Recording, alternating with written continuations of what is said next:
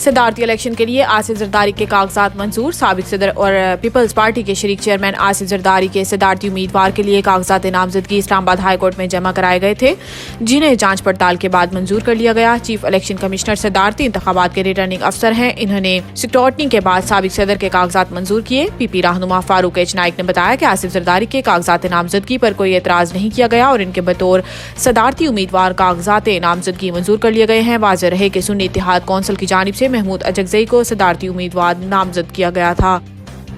ذاتیات کی بات ہوگی تو بات بہت دور تک جائے گی۔ اسپیکر ایاز ہادی کی سربراہی میں ہونے والے قومی اسمبلی کے اجلاس میں بلاول بھٹو نے اظہار خیال کرتے ہوئے کہا ہے کہ آج صبح پتہ چلا کہ محمود اچکزئی کے گھر کوئی چھاپا پڑا ہے، اس کی مذمت کرتا ہوں۔ محمود اچکزئی صدارتی امیدوار ہیں۔ اس پر ایاز صادق نے کہا کہ مجھے اس معاملے کی کوئی اطلاع نہیں۔ اس دوران محمود اچکزئی نے اظہار خیال کرتے ہوئے کہا کہ نہ میں نے کوئی جذباتی تقریر کرنی ہے، نہ کسی کو بے عزت کرنا ہے۔ ہمارا گھر پر 15 سال سے لڑائی ٹھونس دی ہے، ہمارے 200 افراد مرے۔ انہوں نے کہا کہ یہ ملک ایک جماعت سے نہیں چلے گا، ملک کو بحران سے نکالنا ہے تو آئیے مل کر بیٹھیں۔ اس پارلیمنٹ میں جاسوسی اداروں کا کوئی کردار نہیں ہوگا۔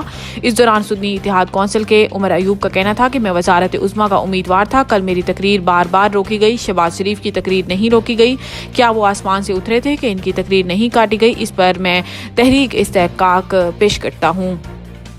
آئی ایم ایف کا دواؤں اور پیٹرولیم مصنوعات سمیت متعدد اشیاء پر 18% جی ایس ٹی نافذ کرنے کا مطالبہ۔ تفصیلات کے مطابق بین الاقوامی مالیاتی فنڈ نے ایف بی آر کو کئی درجن اشیاء کو جنرل سیلز ٹیکس کی 18% کی معیاری شرح میں لانے کی سفارش کی ہے، جن میں غیر پروسیس شدہ خوراک، اسٹیشنری اشیاء، ادویات، پی او ایل مصنوعات اور دیگر شامل ہیں۔ آئی ایم ایف نے اندازہ لگایا کہ جی ایس ٹی کی شرحوں کو معقول بنانے سے مجموعی ملکی پیداوار کا 1.3% محصول حاصل ہو سکتا ہے، جو قومی خزانے میں 1300 ارب روپے کی برابر ہے۔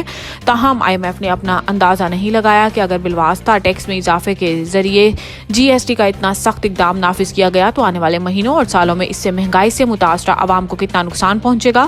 آئی ایم ایف کی سفارشات میں 5ویں شیڈول کو ختم کرنے، 6ٹھے شیڈول کی چھوٹ ختم کرنے اور سیلز ٹیکس کے 8ویں شیڈول کے تحت ٹیکس کی کم کردہ شرح کو ختم کرنے پر روشنی ڈالی گئی۔ ملک کو بحرانوں سے نکالنے کے لیے گالم گلوچ نہیں، بات چیت کرنی ہوگی۔ قومی اسمبلی میں اظہار خیال کرتے ہوئے بلاول بھٹو زرداری نے کہا کہ انگریزی کہاوت ہے کہ تاریخ اپنے آپ کو دہراتی ہے۔ میں اپنے خاندان کا تیسری نسل کا نمائندہ ہوں جو اس ایوان میں منتخب ہوا ہوں۔